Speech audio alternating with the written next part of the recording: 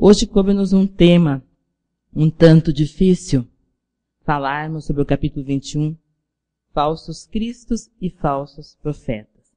E é um capítulo também longo. Ele contém 8 mensagens diferentes, todas com o mesmo objetivo. O objetivo de alertar a todos nós sobre o verdadeiro cristão e o falso cristão. O verdadeiro profeta e o falso profeta. E nós então vamos falar sobre as mensagens dos 3 evangelistas. São Marcos, São Mateus e São Lucas. E durante a nossa fala, nós vamos observar o quanto que ainda nós temos que aprender. Eu digo quanto porque a gente tem alguns aninhos, 30 anos de doutrina é muito pouco, para saber alguma coisa. Então, e a gente, dentro da pequenez da gente, preparar um tema como esse, tem que pesquisar, ler bastante. Então, se tiver, porventura, de cometer alguma iniquidade, sempre pense no Cristo, que Ele é o Mestre. Sempre pense na doutrina espírita, que ela é pura. Allan Kardec, ao codificá-la, codificou da melhor maneira possível. E nós, trabalhadores, somos ainda pequeninos. Fazemos parte do movimento espírita, não somos a doutrina. Então, falar de falsos cristos e falsos profetas, nós temos que recorrer à primeira citação. A primeira citação é de São Lucas, que diz assim. Está bem claro? Porque não é boa a árvore a que dá maus frutos, nem má árvore a que dá bons frutos, porquanto cada árvore é conhecida pelo seu fruto, porque nem os homens colhem figos dos espinheiros, nem dos abrolhos vindimam uvas. O homem bom, do bom tesouro do seu coração, tira o bem, e o homem mau, do mau tesouro, tira o mal. Porque do que está cheio o coração, disso é que fala a boca. Citação, então, de Lucas. Que citação belíssima. Por isso que o capítulo é tão longo. Por isso que tem muitas observações. Porque nesse capítulo nós vamos ter um entendimento moral. Porque aqui nos traz uma expressão que fala, conhece-se a árvore pelos bons frutos. Usa-se uma simbologia da árvore.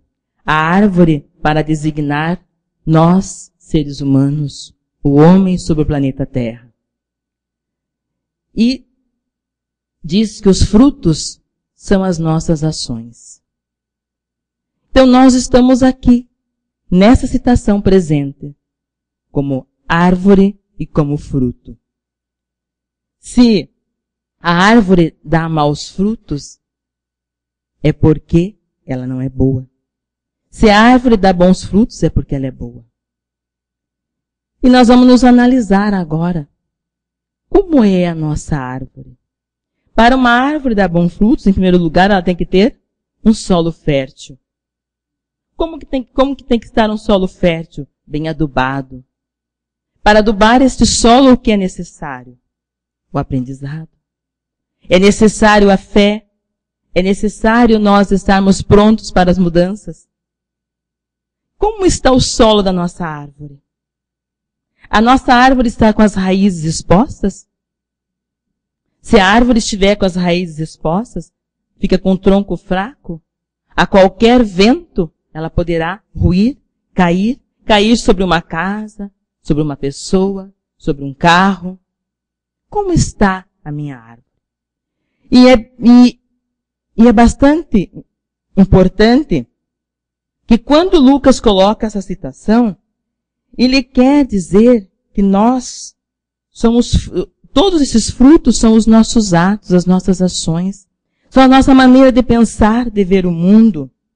Revela o nosso grau de adiantamento.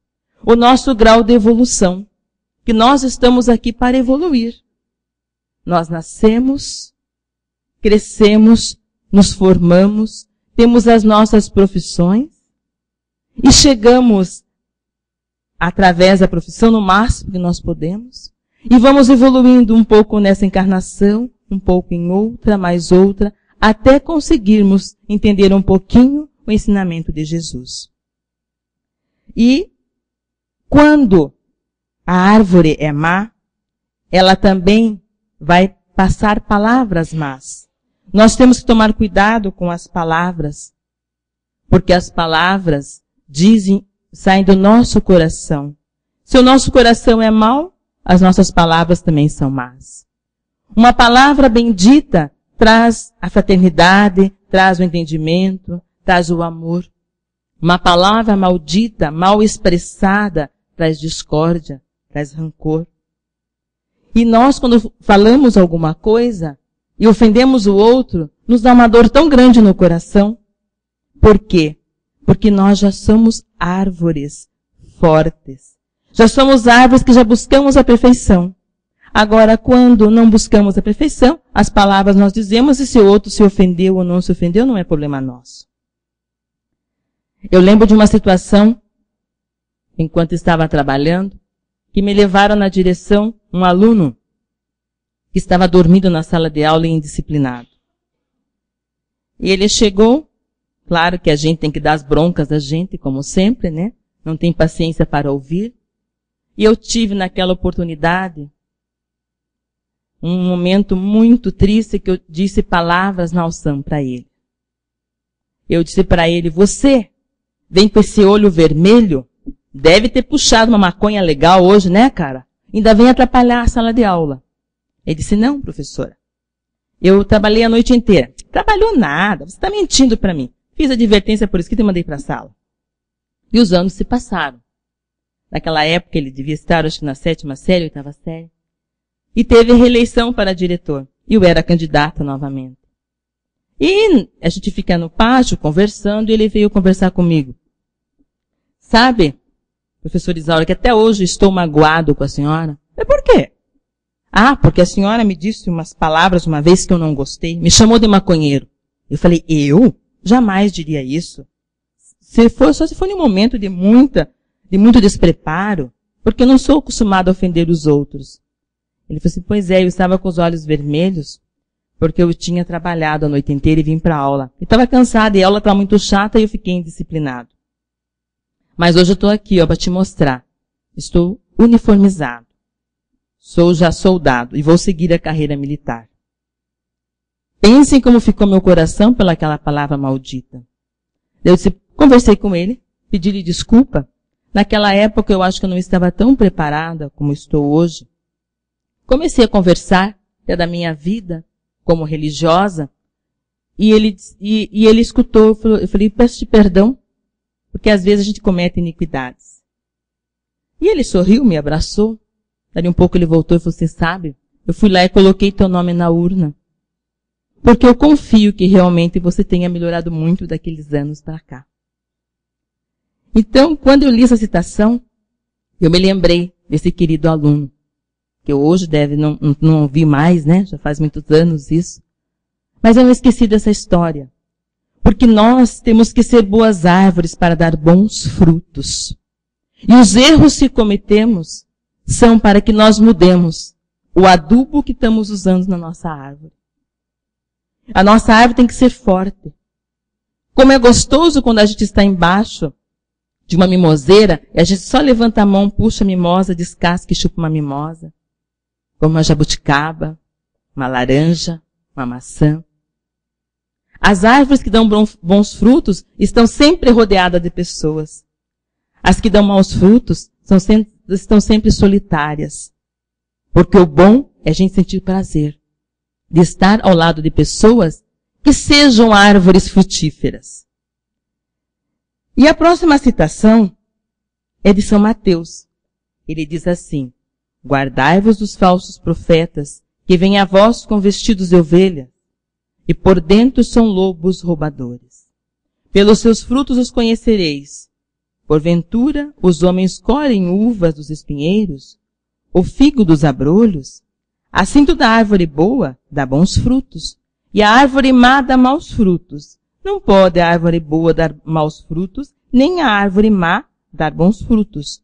Toda árvore que não dá bons frutos será cortada e lançada no fogo. Assim, pois, pelos seus frutos os conhecereis. E agora? Nós estamos sendo comparados como árvores e como falsos profetas. Falsos profetas, eles vêm vestidos de ovelhas. Essa é uma imagem bíblica muito conhecida, em que o lobo coloca a veste da ovelha. A ovelha, ela tem uma simbologia muito grande em toda a Bíblia, que são aqueles que procuram o bem, que são dóceis, que são mansos. E o lobo é aquele que está sempre voraz, está sempre perseguindo o outro, tentando sempre enganar para poder pegar a presa e comer. Essa imagem da ovelha e do lobo é porque Jesus nos alertou para o fato de que o primeiro sinal de sua segunda vinda era a presença dos falsos mestres no meio da igreja. Antes de Cristo vieram muitos profetas. Depois de Cristo, muitos profetas. E hoje nós temos muito mais ainda. Aqueles que se dizem do Cristo e não são do Cristo. Jesus veio de uma época em que ele precisava trazer a verdade. Porque os que profetizavam, não profetizavam como era a determinação divina. Então ele diz assim, que eles são lobos disfarçados de ovelhas. Aproximam-se das ovelhas para explorá-las e não para apacentá-las. Estão interessados nos bens das ovelhas e não na salvação das ovelhas. Então esse capítulo vem nos alertar. Será que nós temos ao nosso lado ovelhas ou lobo? Ou temos os dois? Lobos vestidos de ovelhas. O que nós temos ao nosso lado? E nós, como nos vestimos? Qual é a veste que nós temos hoje? Como que nós somos como cristãos? Às vezes colocamos uma capinha de ovelha em cima de nós? Ou somos lobos, literalmente? Como que nós estamos hoje? Então, esses detalhes é para nós observarmos essa gravura. Será que eu tenho coragem de olhar a minha máscara? Será que eu tenho só uma máscara ou eu tenho várias máscaras? Será que eu tenho só uma personalidade ou várias personalidades? Como que eu me vejo? Como que eu sou? Para eu saber quem eu sou, eu tenho que examinar as minhas obras. E para saber como os outros são, eu também tenho que olhar as obras, as verdadeiras obras. Se forem obras cristãs voltadas para o ensinamento do Cristo, eu vou estar desenvolvendo o amor, a afabilidade, a caridade, a bondade. Agora, se as minhas obras forem más, eu vou estar trazendo ódio, rancor, vingança. Eu vou ser uma daquelas pessoas que para eu conseguir um cargo, não importa em cima de quem que eu tenha que pisar. Eu vou em frente. Então é pelas nossas obras, pela maneira de ver, de pensar, de viver nesse mundo de provas e expiações, é que eu sei se eu tenho máscaras ou eu não tenho máscaras. Porque as minhas obras são frutos das minhas atitudes. Este alerta nesse capítulo, em todas as mensagens, fala sobre as tuas ações. As tuas ações devem ser voltadas para o bem, para trazer o bem à humanidade, para trazer a renovação. Nesse mundo que nós estamos passando agora de transição, nesse momento de transição, nós temos que ter boas obras. E Jesus nos diz, cuidado com os falsos profetas. Por que ele nos alerta? Ele diz assim, tende cuidado, para que alguém não vos seduza, porque muitos virão em meu nome dizendo, eu sou o Cristo, e seduzirão a muitos. O Cristo era a bondade perfeita. Se alguém disser que é o Cristo, desconfie, porque ele diz assim, muitos, porque abandonará a iniquidade, a caridade de muitos esfriará. Quando não formos humildes o bastante, não formos praticantes da caridade o bastante, não temos o Cristo dentro de nós. Porque quando nós temos o Cristo, a caridade está viva. Ela nunca esfria. Então, se alguém vos disser, o Cristo está aqui, ou ali, ou está ali, não acrediteis, absolutamente. Porquanto falsos cristos e falsos profetas se levantarão, que farão grandes prodígios e coisas de espantar, ao ponto de seduzirem, se fosse possível, os próprios escolhidos. Uma citação de Marcos, o terceiro evangelista desse capítulo. Então, nós temos que tomar muito cuidado. Tende cuidado, porque o Cristo disse, eu sou o Cristo, eu sou o caminho, a verdade e a vida. Se as pessoas se colocarem no lugar do Cristo e não praticarem a caridade, não se podem dizer cristãs. Se eu digo que sigo o Cristo e maltrato, uso palavras malsãs, não posso dizer que sou cristã. Nós, hoje que estamos nessa tarde aqui, estamos começando a aprender. Já conseguimos deixar um pouquinho os nossos afazeres e vir ouvir algo sobre a boa nova do Cristo. Então nós sabemos que precisamos estar sempre juntos, pensando no bem e no amor. Mas quem são os profetas? Quem são os profetas? De onde eles vieram? Por que surgiram os profetas no planeta Terra? O profeta é um intermediário entre o mundo espiritual e o mundo material, ou seja, um médium. A palavra médium foi designada por Allan Kardec, codificador da doutrina espírita. Então, os profetas existiam antes da nossa doutrina ser compilada por Kardec. Então, sempre era aquela pessoa que tinha o dom de ser intermediário, de fazer a leitura do que o mundo espiritual queria passar para o mundo material. Então, os profetas não eram senão médiuns escolhidos por Deus para chamar a atenção de reis e dirigentes que não estavam preocupados com as questões espirituais. Deus os enviava para alertá-los. Veja como Deus era bom. Mandava, de vez em quando, uma pessoa dotada para falar com um rei, para falar com o responsável por algum espaço, por pessoas, para transmitir aqueles recados divinos. E Jesus, quando veio, trouxe a verdadeira vida, trouxe a verdade. E às vezes nós não gostamos de ouvir as verdades. Quando a verdade nos é passada, nos ofende. Então, por isso que alguns profetas não foram bem compreendidos. E outros foram charlatões que vieram antes do Cristo e mesmo agora depois do Cristo. Porque o profeta tem um papel. Ele traz essa boa nova. Mas tem 4 características importantes. Quando um profeta vem, ele vem para a contestação. Ele vem negar tudo aquilo que está de errado.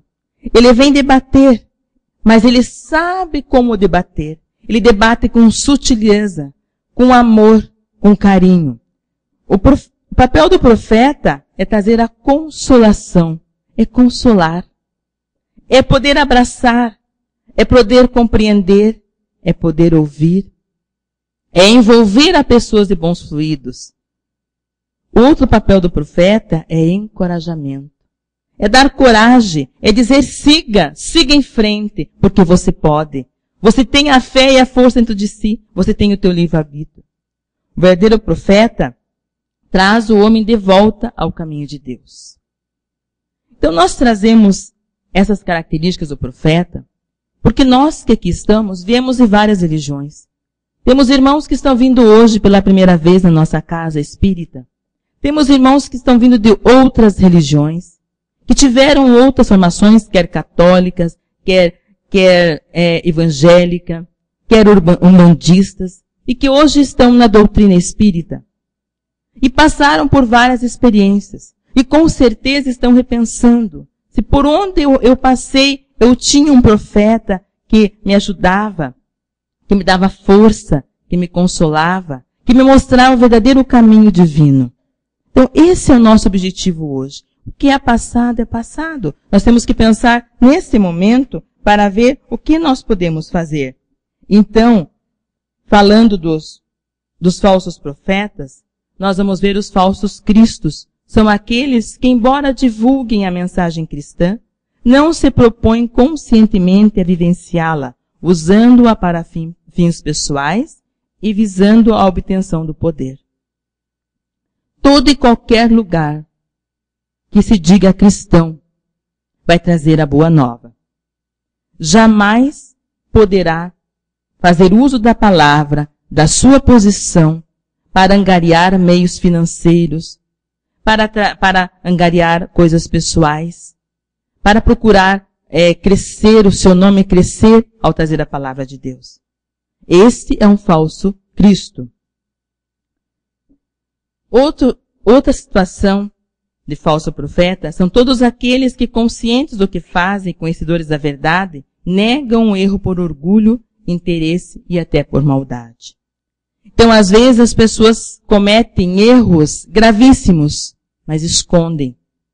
Escondem dos outros, mas de si não podem esconder. E nem do Pai Celestial também não.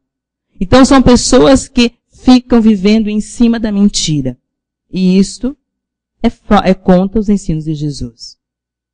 São egoístas, astuciosos, intolerantes e fanáticos.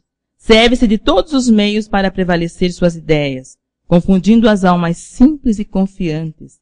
Esses profetas valem-se do nome de Deus e de Jesus para alcançar os seus objetivos.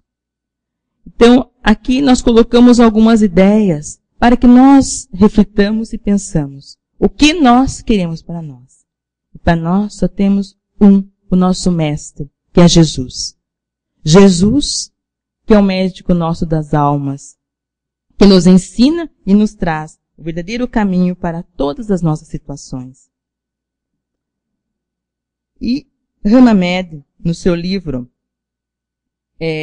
As Dores da Alma, psicografado por Francisco do Espírito Santo Neto, ele nos traz um assunto muito importante. Ele traz um estudo sobre as ilusões. E nós vivemos em um mundo extremamente material e buscamos muito nos iludir com as coisas. Então ele diz assim: as ilusões que criamos servem-nos, de certa forma, de defesas contra as nossas realidades amargas. Embora possam, por um lado, nos poupar das dores momentaneamente, por outro, nos tornam prisioneiros da irrealidade. Para possuir uma mente sã, é preciso que tenhamos a capacidade de aceitação da realidade, jamais fugindo dela. É imprescindível discernir o que queremos forçar que seja realidade daquilo que verdadeiramente seja realidade. Então, neste estudo, é importante a gente nos voltar para dentro de nós mesmos e observar se nós não nos iludimos às vezes. Porque às vezes nós queremos uma coisa e aquela coisa não é para nós ainda. Mas nós a queremos. Então criamos à nossa volta uma ilusão tão grande, que aquela ilusão passa a ser a nossa verdade. E é disso que nós temos que tomar cuidado. Nós nos fantasiamos. Nós achamos que somos magras e vamos lá e compramos um vestido grande. Nos falava esses dias uma amiga. Sabe, eu fiz a bariátrica, a cirurgia bariátrica, e esqueci que eu não sou mais gorda. Fiz um prato muito grande e não posso comer. Essa semana, eu percebi, fui na loja, comprei vestido GG, mas agora o meu número é M. Então, às vezes, nós nos iludimos com algumas situações e achamos que essas situações são verdadeiras. Então, nesse livro, As Dores da Alma, é maravilhoso porque trabalha muito bem para você voltar para dentro de você mesmo e, primeira coisa, observar a centelha divina que está dentro de você, para você não se iludir com as coisas materiais. Mas nós temos a ilusão, nós temos os enganos e nós temos os desvios no caminho da verdade. E neste mundo de provas e expiações que estamos, nós temos que conviver entre o bem e o mal, nós temos que analisar todas as situações que estão à nossa volta. E nós trouxemos algumas análises no sentido de que quando estamos iludidos, como que é a religião? A religião, quando mantém os povos na cegueira espiritual para conquistarem privilégios e proveitos materiais. A religião, quando mantém pobre a espiritualidade de seus seguidores, é uma religião ilusória. É uma religião que leva ao desengano. Não é a religião do Cristo. A religião do Cristo, em primeiro lugar, nos tira da cegueira espiritual. O Espiritismo nos ensina a fé racional, a fé palpada na razão. Nós sempre dizemos, não faça o que eu estou dizendo, faça o que está no Evangelho. Siga os passos de Jesus, sempre. Uma religião que mantém pobre a espiritualidade dos seus seguidores é fácil ser dominada. Uma religião que mostra medo, temor, essa religião nos leva a nós termos medo de tudo. E o Espiritismo diz a cada um de nós, não, siga seus passos. Seja evoluído, você tem que evoluir. Você pode saber muito mais do que eu. Então a sabedoria está na prática do bem. Quando estamos iludidos, nós vemos a ciência sob os olhos inteiramente materialista. Quando nega Deus e realidade espiritual. Eu não acredito em Deus, eu não vejo. Vocês falam que existe Jesus, mas eu nunca vi nada disso. A ciência deve estar ao lado da religião para provar que tudo que temos no mundo é tão bem feito, é tão criado por Deus. E Jesus, em todos os seus passos, nunca derrogou nenhuma lei divina. Ele nunca fez nada contra a ciência. Lázaro só pôde ser despertado porque ele estava em um coma. Como se fosse um coma induzido dos nossos dias hoje. As células deles estavam vivas. O que Jesus fez? Com a sua energia, com seu fluido magnético, ele revitalizou aquelas energias que estavam paradinhas ali em um transe. Ele tinha tido um ataque epilético. Naquele momento, então parecia que estava morto. E dentro das 48 horas, Jesus estava no prazo diante das leis físicas e divinas para dar-lhe a vida. Quando uma pessoa entra em coma induzido, ela fica algumas horas. Depois os médicos tiram do coma e as pessoas ficam apavoradas. Vão desligar os aparelhos? Não. Vão apenas deixar que o corpo agora comece com suas próprias energias a retornar. E o que acontece quando a pessoa está no coma induzido? As pessoas estão orando, nós estamos enviando energias fluídicas para aquele corpo físico. Na hora que se tira do coma, toda aquela energia começa a dar força e vitalidade àquele espírito e àquele corpo. Então, a ciência tem que estar sempre ao lado da religião para comprovar que Deus fez tudo perfeito. Não existe nenhum erro. Quando estamos presos na ilusão, nós temos a questão política que não podemos deixar de abordar. Que a política traz, uma das características mais fortes da sociedade, onde nós vemos a ilusão, quando promete coisas que não planeja cumprir, quando sustenta candidaturas com base na mentira e na produção de ilusões. Então cabe a nós vermos, conhecermos, ver se o nosso político ele está vestido de lobo ou de ovelha, ou se ele de repente colocou só uma capinha de ovelha sobre as suas palavras. Então cabe a cada um de nós pensarmos e refletirmos. Nas casas espíritas também pode acontecer muitas ilusões. Onde a mediunidade for comercializada ou trocada por presentes, onde os espíritos tentam enganar, fazendo-se passar por espíritos superiores. E isto é muito importante para nós, trabalhadores da casa espírita, para nós, médiuns de trabalhos mediúnicos. Temos que tomar muito cuidado, porque é fácil aparecer a ilusão. Dizer, o meu mentor espiritual é o melhor mentor. O meu mentor traz as curas, então eu vou sair desta casa, porque eu vou montar a minha casa. Eu vou trazer a cura para as pessoas. E daí eu começo a comercializar a minha mediunidade que recebi de graça. E Jesus diz, dai de graça o que de graça recebeis. Então temos que tomar muito cuidado nesse sentido. E nós temos também as ilusões nas nossas leituras. Livros, revistas, jornais, quando dão conselhos sobre tudo, até sobre o futuro. Eu não posso sair de casa sem ler o meu horóscopo. E quem é que faz esse horóscopo? Será que é verdadeiro? Uma vez eu ouvi uma história que tinha um radialista que era famoso em uma cidade no interior, e ele fazia o horóscopo. E daí ele tinha assim um armário cheio de gavetinhas. Que gaveta eu vou abrir hoje para o signo de Leão? Que gaveta eu vou abrir hoje para o signo de Libra? E assim por diante. Então, quando essas leituras dirigem nossa busca da felicidade para coisas materiais e para a indústria do consumo, tomemos cuidado. Não dizemos aqui para ficarmos fora das notícias do mundo. Nós temos que estar lendo as notícias, temos que estar ligado no Face, nos e-mails, nós temos que ler tudo que está à nossa volta. Mas temos que peneirar, ler aquilo que vai nos trazer a nossa evolução. Por isso que vocês vejam, na nossa casa, qual é a primeira sala que vocês encontram quando entram aqui? A livraria. Todos os nossos irmãos chegam já sempre na livraria. Bom dia, boa tarde, boa noite. Porque é ali na livraria que tem o conhecimento. É ali que eu posso emprestar livros, comprar livros, ver os CDs. Porque a doutrina espírita é bem clara.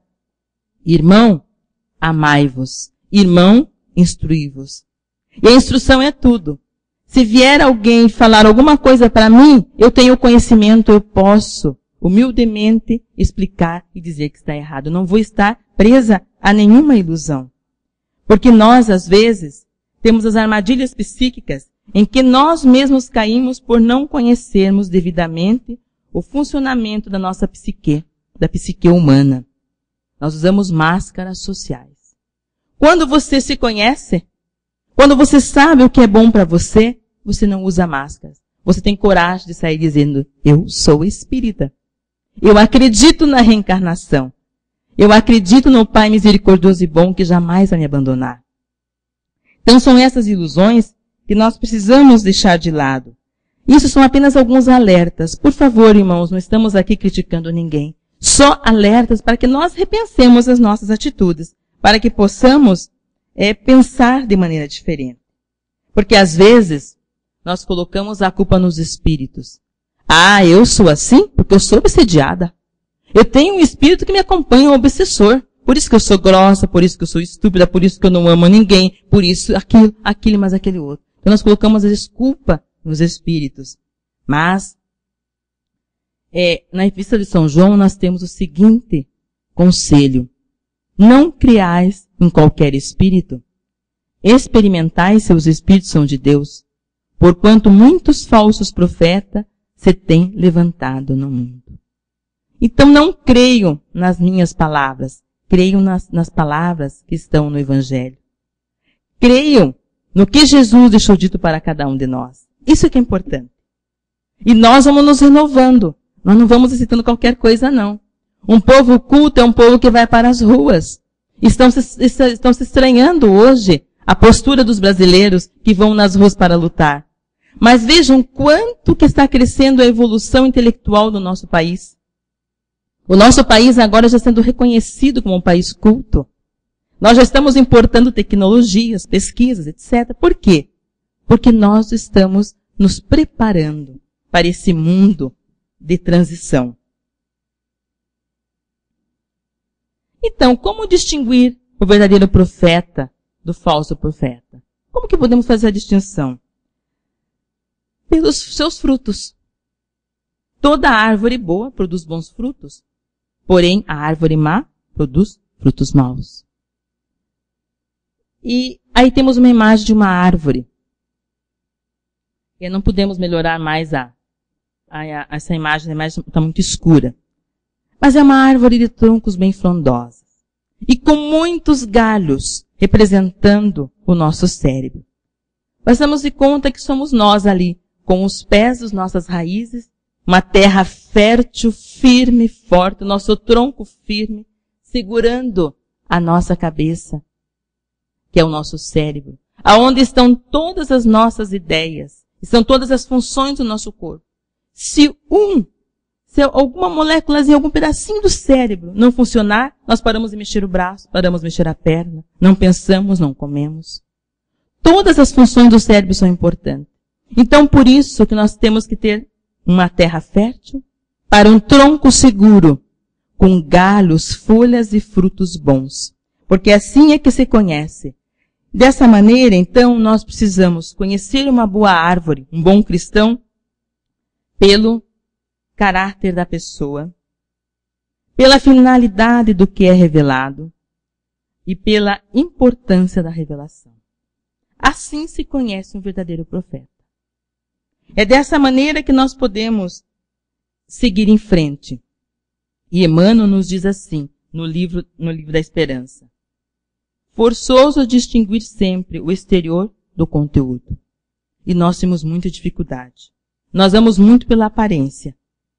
Nós nunca vamos pela essência.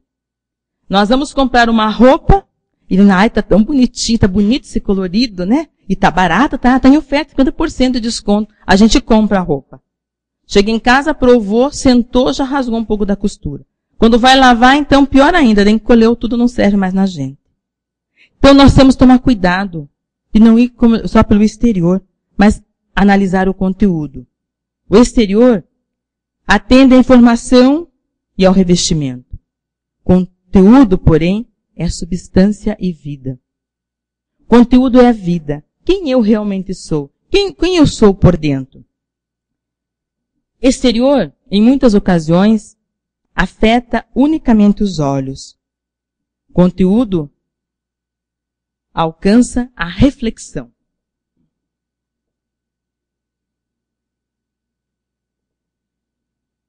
Tudo que nós olhamos à nossa volta, nós temos que levar para a reflexão.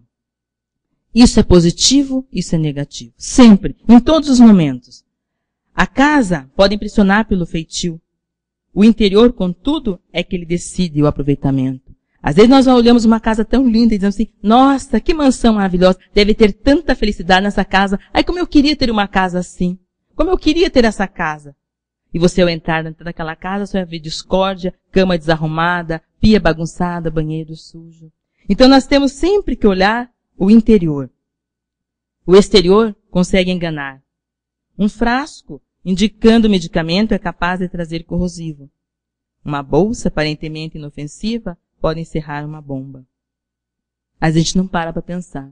Antes a gente está no shopping parada lá e vê no banco no banco uma bolsa da Louis Vuitton, e é das legítimas ainda, hein? Que custa 2, 3 mil reais uma bolsa. Essa bolsa não tem ninguém olhando, eu vou pegar.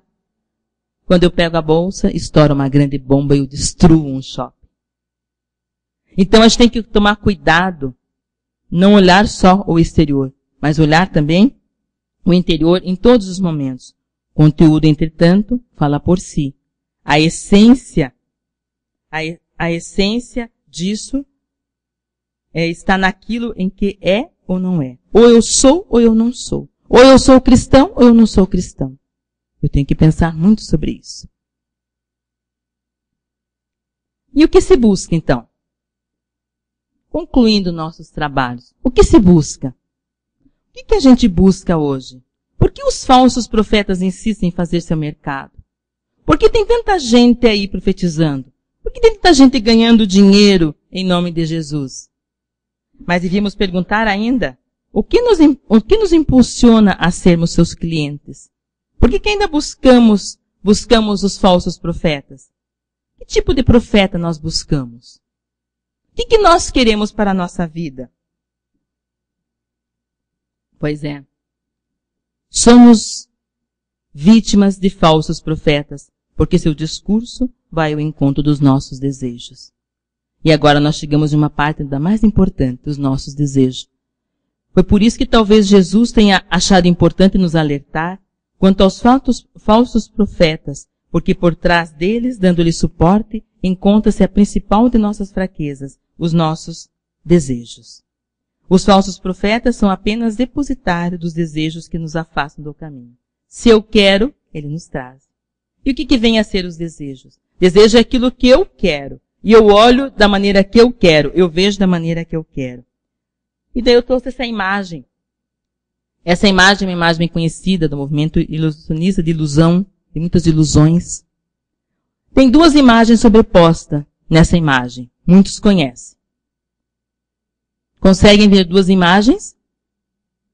Primeira imagem de quem a gente vê? De uma moça, de uma menina. Então a gente olha aqui.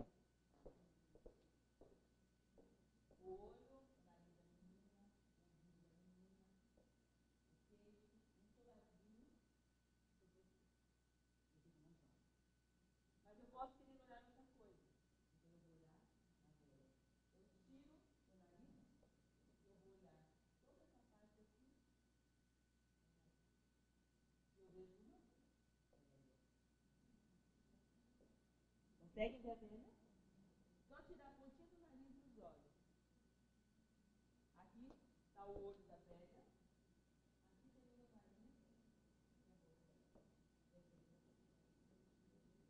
Aqui tem o nariz. Então, esse é meu desejo. Eu vejo o que eu quero ver. Se eu quero ver só uma jovem, eu vejo só uma jovem. Se eu quero ver uma pessoa mais madura, com mais conhecimento, eu vou ver também essa pessoa madura, mais idosa. Por quê? Porque os nossos desejos nos levam a uma ilusão de posse material, proporciona a felicidade, o poder e a fama garantem o nosso amor, a força bruta nos protege da agressão, e também, se eu sou bem jovem, se eu quero ver jovem, eu vou me preocupar com as práticas sexuais. Mas Joana de Ângeles nos traz um recadinho muito importante. Ela diz, enquanto não aprofunda o sentido da realidade, a fim de identificar-lhe os conteúdos, todos os espaços mentais e emocionais permanecem propícios aos anseios da ilusão.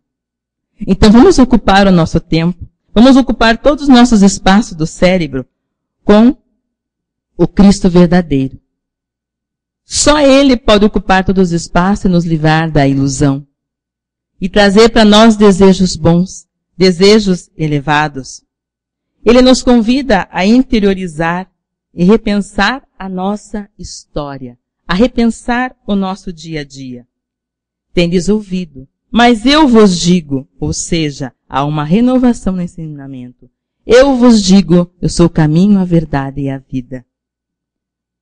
Libertar o homem de suas pobrezas psíquicas, ele diz assim, eu vim para que tenham vida, e a tenho com abundância, com muita abundância.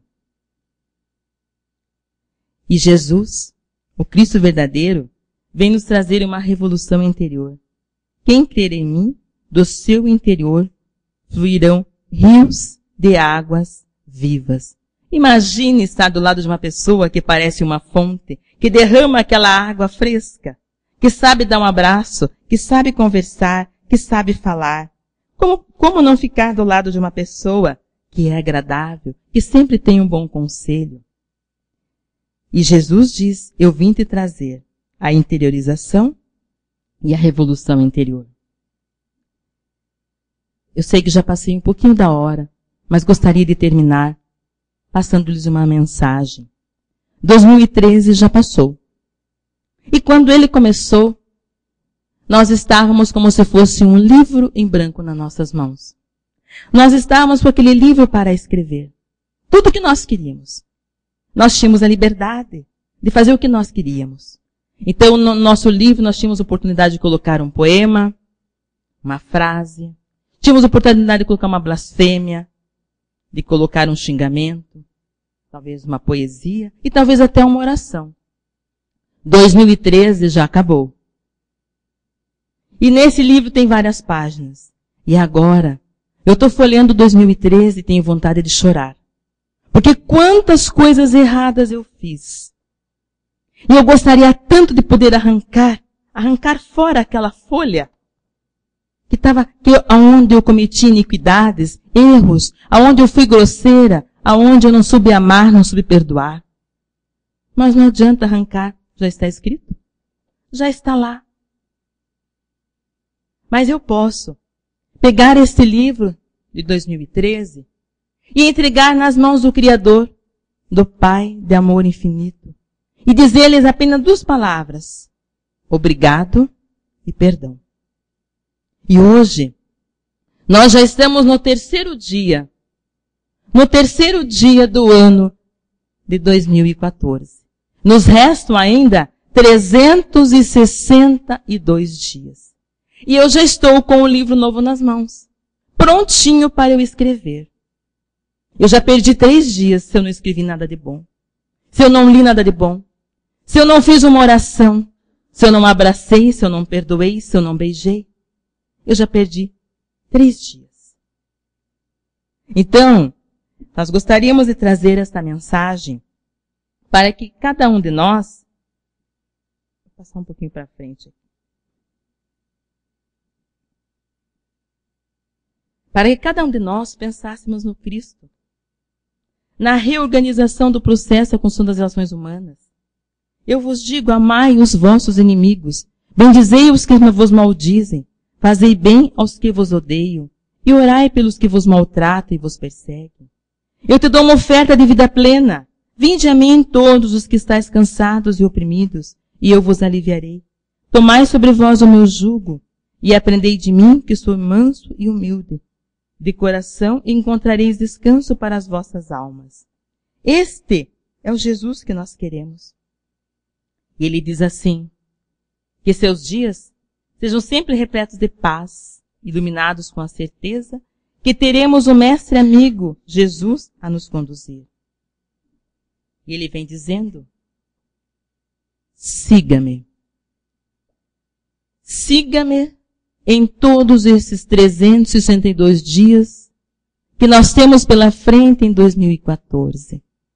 Escreva no teu livro da vida as palavras mais doces. Tenha as atitudes mais doces que puder. Seja um verdadeiro cristão. Seja aquele cristão que seja como se fosse a imagem do Mestre em você. Pequeninos ainda somos, mas podemos fazer tudo bem. Podemos seguir o caminho do Mestre. E desejo, então, um feliz 2014 a todos e que neste livro só tenham boas mensagens, boas atitudes.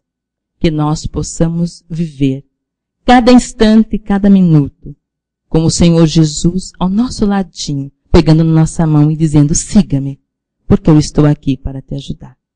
Muito obrigado a todos. Tenhamos um bom dia.